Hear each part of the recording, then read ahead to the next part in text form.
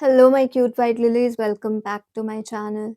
Hope you all are doing well. And if you are enjoying this audiobook, feel free to follow me on Instagram too.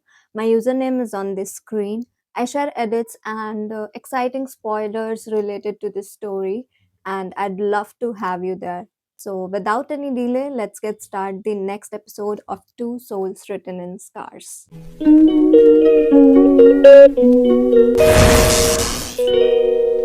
Akshar's car was moving down the road toward Purushottam Industries.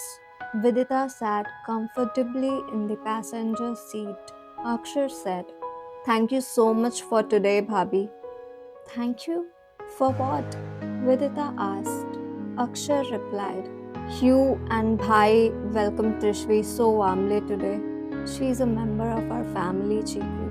"It's her right," Vidita said with a smile.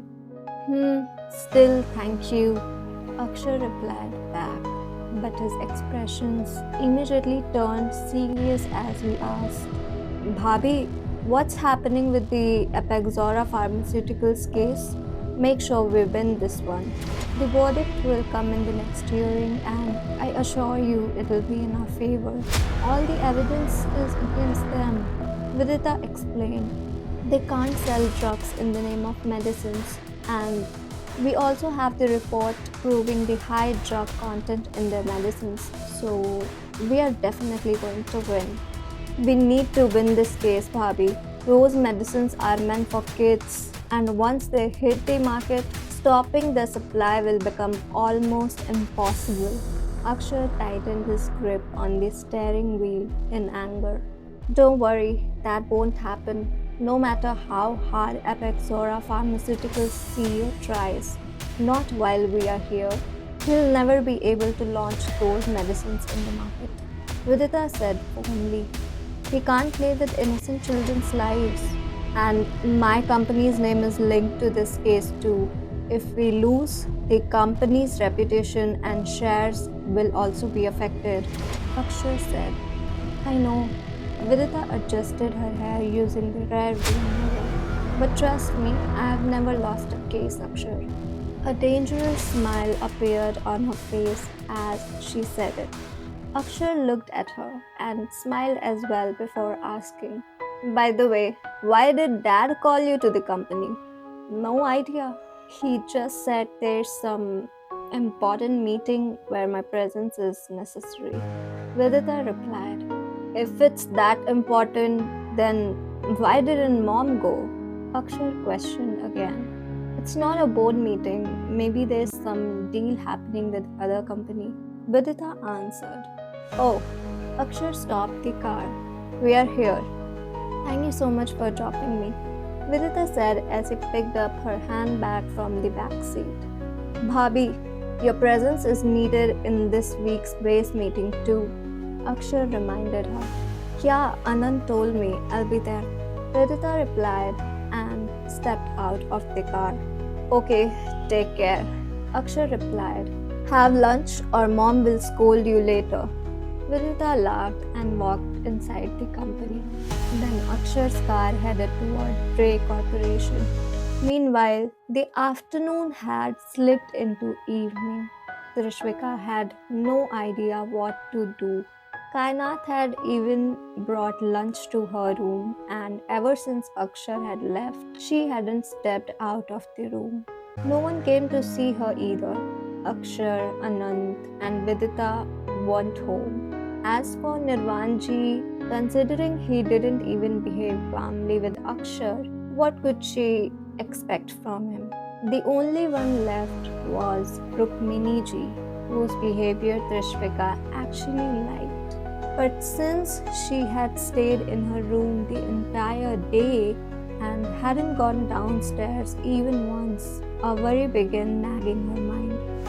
What if Rukmini ji felt bad? What if she was upset? When evening turned darker, Trishvika finally stepped out of her room. She walked into the upstairs hallway and came to the balcony. The moon had just risen and looked breathtaking. A few stars had also begun to twinkle. She looked out at the garden stretching far and wide and took a deep breath. So many changes had come into her life so suddenly that handling everything at once felt overwhelming. Had she fallen into the same loop again? Again, the pressure to keep a husband happy, meet the expectations of in laws, handling a family's responsibilities. She needed to take revenge on Devyansh, but how would she do that now that she was trapped in a family again? Would she have to ask for permission again just to work? Would she again need permission to step outside? Her mind was painfully tangled. She was lost in these thoughts when suddenly she heard someone calling. Anvi, Anvi, wait beta, you'll fall. Just take one bite. Anvi. Trishvika turned around and saw little Anvi running down the stairs toward her. Her gaze also shifted to Rukmini ji, who was following behind. Trishvika quickly moved forward and caught Anvi in one swift motion and lifted her into her arms. Anvi burst into giggles, and Trishvika felt herself melt into that laughter. Pulling her cheeks gently, she asked, "Why are you running?" Anvi just laughed and pointed toward Rukmini ji, who had reached them by now. Extending a spoonful of halwa toward Anvi, Rukmini ji said, "She is not running from me. She is running from the food. Feeding her is a huge task."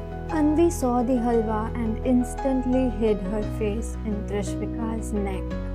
"See, beta, she always does this," Rukmini ji said. Auntie, if you don't mind, can I try feeding her?" Trishvika asked hesitantly. "Yes, of course. Why would I mind? In fact, it makes my work easier," Rukmini ji said, handing her the bowl. Holding Anvi in one arm, Trishvika took the bowl with the other hand and sat down on the swing in the balcony. Rukmini ji sat beside her. Trishvika noticed Anvi staring curiously at her.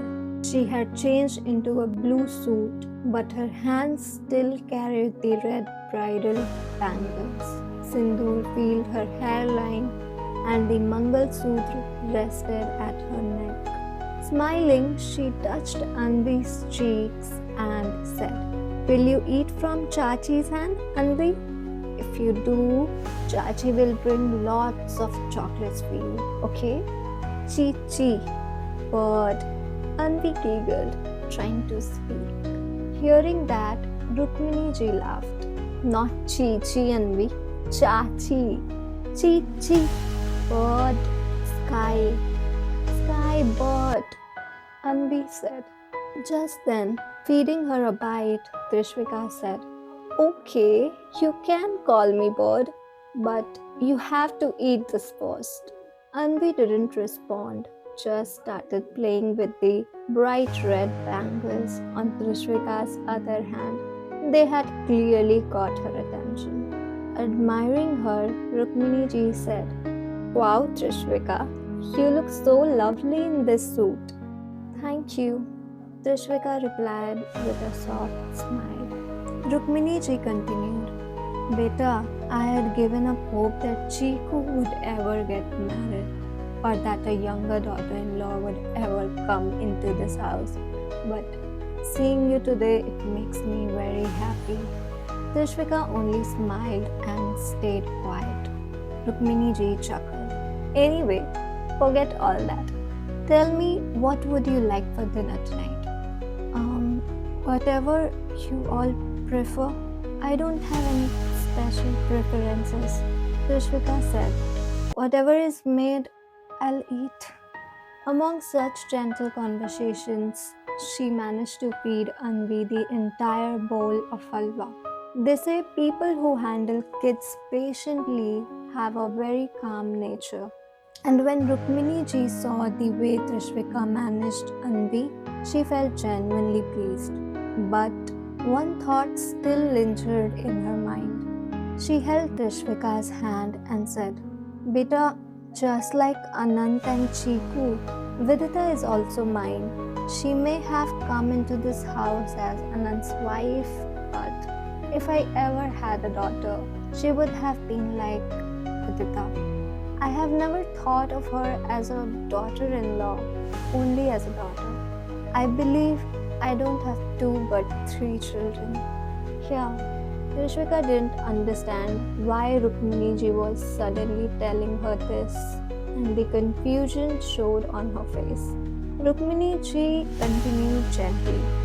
Beta, I'm telling you this because from today, I don't have 3 but 4 children, 2 sons and 2 daughters.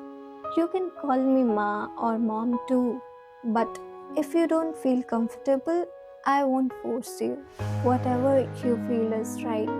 Now Trishvika finally understood why Rukmini ji had said all that, because she had addressed her as auntie. But she had also noticed how gently Rukmini ji added, only if you want, you may call me Ma or Mom. She didn't pressurize her at all. Before Trishvika could respond, a voice came from behind. What's happening here without me? Trishvi, you're not complaining about me, are you? She turned and saw Akshar walking toward them. Rukmini ji smiled and said, I was telling her about your mischief, so that in the future she can keep you in line. Please, Mom, I'm not that bad. Akshar laughed. He lifted Anvi from Trishvika's lap, and Anvi pointed at him, saying, Chiku. Chi, bird. Bird? Akshar said, glancing at Trishvika. Rukmini ji burst out laughing. She can't say Chachi, so she says Chi. She's not wrong though, Akshar said teasingly. What do you mean? Rukmini ji frowned in confusion. Trishvika lowered her eyes because she knew exactly what he meant. Only he called her sparrow, which is a bird. Nothing, Mom. Akshar brushed it off quickly. Then he bounced Anvi in his arms and said, Little angel, here, take a chocolate. Anvi's eyes sparkled instantly. She grabbed the chocolate from his hand. Rukmini ji noticed he had another packet too. She stood up, took Anvi from him and said, Come on, I'll take her down to the lawn. Vidita should be here any moment. She had barely turned toward the stairs when Trishvika called out, Mom, I feel like having palak paneer for dinner tonight. Will you make it? It's my favorite. Rukmini ji turned around in surprise. Akshar also stared at her. What sudden magic had happened in just a few hours? What charm had his mother cast on Trishvika? Rukmini ji saw the sparkle in Trishvika's eyes. Smiling playfully, she asked, Okay, anything else you want, madam? No, I'll tell you tomorrow. Trishvika smiled back. With that, Rukmini ji left with Anvi. As soon as they were gone, Akshar sat beside Trishvika on the swing and said, Looks like you and Mom are bonding pretty well. Trishvika just smiled and said, How was your work today? It was fine. I hadn't gone for 2 days, so the workload had piled up. He replied, I'll bring you some water. She said, beginning to get up, but Akshar quickly caught her wrist and gently pulled her back. She looked at him questioningly. I'll get it myself, or someone else will bring it. You just sit with me, he said softly. Trishvika stayed quiet. She didn't know what to say now. Then Akshar placed a small packet in her lap and said, This is for you. She looked at it curiously. Inside was a box. For me? What's inside? She asked, puzzled. See for yourself. Akshar smiled. With curious eyes, she opened the box, and inside was a beautiful pink dupatta. She adored it instantly. As she was admiring it, Akshar's voice reached her ears. A few days ago, I accidentally tore one of your dupattas, right? I tried so hard to find the same one but couldn't. I'm sorry. She smiled gently, pulled out the dupatta, and looked at him. This one is beautiful too. Thank you so much. Akshar smiled back. You should freshen up. You must be tired. He nodded and stood up from the swing. She got up with him and they both walked inside. A while later, everyone had finished dinner. Nirvanji hadn't returned from the company yet. Vidita said, Trishvika, shall we go to the terrace? The breeze must be amazing. Okay, let's go, Trishvika said, rising from the dining table. Both of them left for the terrace.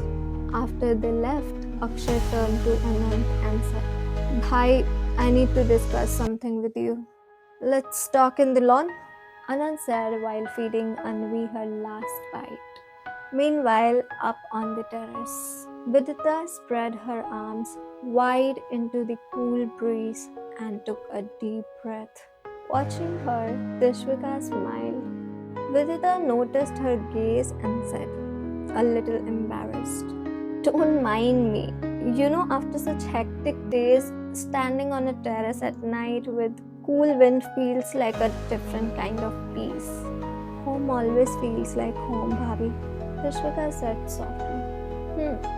Vidita leaned her arms on the railing. You're absolutely right. Bhabhi, what do you do? Trishvika asked curiously. Vidita smiled.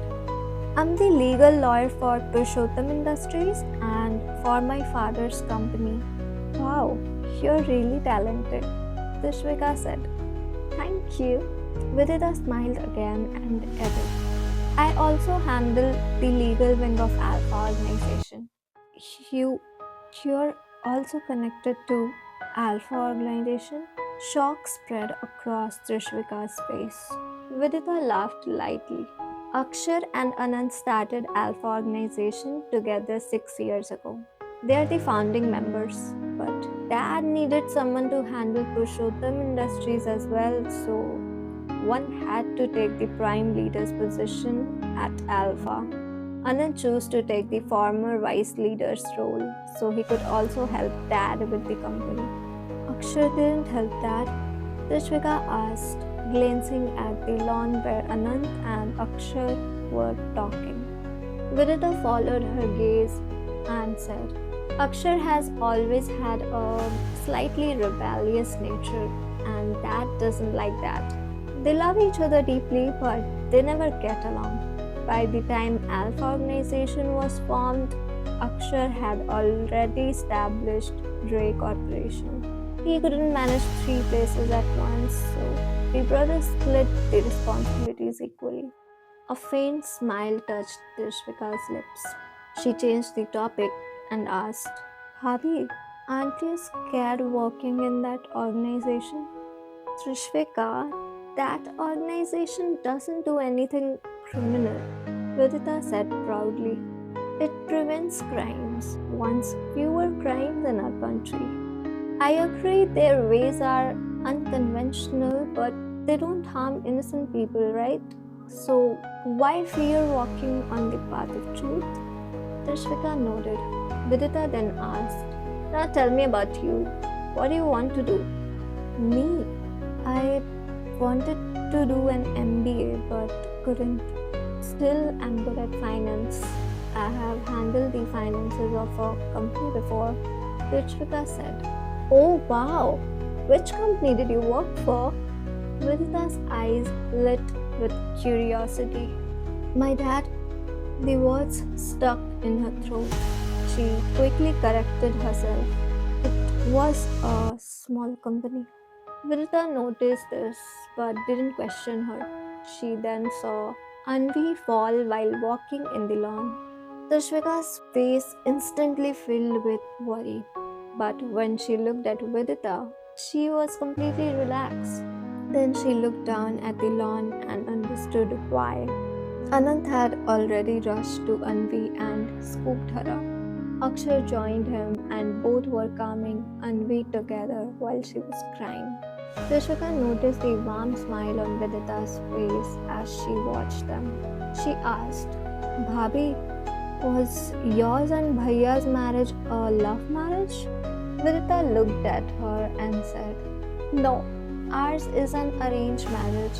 You know, in business sometimes marriages happen to merge companies. I know. Trishvika's grip on the railing tightened. Her own marriage to Divyansh had been forced for business too by her father. She was lost in those thoughts when Vidita continued. I used to think that without love, my and Anant's marriage would become just a show for society, but he proved me wrong. What do you mean? Trishvika asked. Vidita looked down at Anand standing in the lawn, with Anvi now playing happily in his arms. After marriage, Anand gave me so much love that I fell for him. He is not just a good man, he is a wonderful husband and father. With him, I never had to worry about anything, not even about Anvi. She turned to Trishvika and said with a soft laugh, Tell me, do you think I could handle 2 companies and the entire legal department of a mafia organization if my family pressured me to be the perfect daughter-in-law?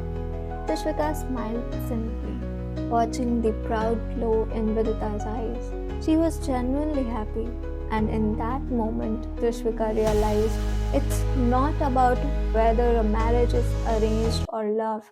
It's about what kind of person your life partner is, what kind of people your in-laws are. Her own marriage to Divyansh had been just like Vidita's, arranged for business, but the 2 men were worlds apart. Vidita continued, You know, Trishvika, even if I come home at 2 in the morning after work, either Anant or mom stays away just to feed me dinner. And if Anant is away on business trips and mom isn't well, dad stays away. Dad has served food on my plate several times. He even scolded me many times for not having lunch in the office when I forgot to have under work pressure. Her eyes filled with tears, happy tears. She had never imagined her marriage would bring her into such a home. Trishvika gently placed a hand on her shoulder. Now she understood why Akshar was the way he was, because he grew up in this house with parents like them. Hey lilies, your turn to shine. What stole your heart in this chapter and what didn't? What deserves a little extra love? Share your thoughts in below. I can't wait to hear your opinion. Don't forget to like, comment, and share this update with your favorite bookworms. Your support fuels our journey with this novel. Stay tuned for more twists and turns in 2 souls written in scars. Until then, may your dreams be filled with your favorite fictional characters. All yours, Satyanshi.